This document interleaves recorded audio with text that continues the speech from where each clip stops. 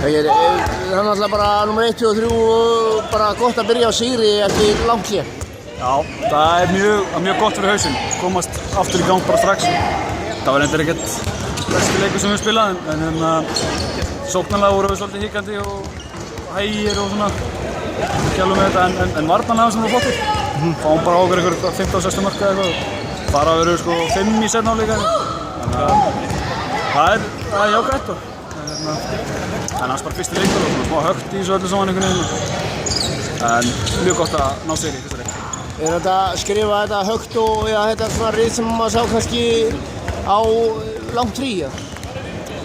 Já, svona mér finnst það. Maður er búinn að æfa svolítið þungt, 200 dag og lyfta mikið og svona. Svo þannig já, ég myndi segja þetta bara var eins og annað undirbúrstími, sko. Já, þess vegna er þetta kannski svona þunglamalegt eitthvað. Svo vantaði heilmargir liðið þeirra. Það var ekki að greita þeirra. En svona seinni hálfleikurinn töluvert betri svona fannst manni varnarlega og svona meira skipulag á ykkur þar.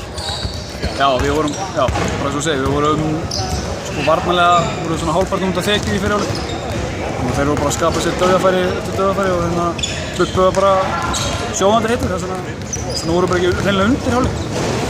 En svo í seinni hálfleik náðu að loka sig aðeins betur og þvingaði skot fyrir utan og sluppuðu bara alveg með, ég veit ekki hvað hann var í marga bolti í dag. Það var frábært. Og voru náttúrulega að berast fréttir af því fyrir þennan leik að Akureyrar-liðið var að koma hálf ángbrotið til leiks. Eitthvað vanmat hjá ykkur í fyrri hálfleik? Nei, alls ekki sko. Við bara, eins og við lentum í IR þegar hann vantaði flestu mennina þeirra þá skiptum við upp bak sko. Þannig að það var alls ekkert vanmat. Það er bara erfiðar eitthvað. Maður vill bara hafa hitli bara alveg 100%, þannig að engar heldur afsökunar fyrir þá. Nei, það var flott, takk fyrir það. Takk fyrir það. Takk fyrir, sást.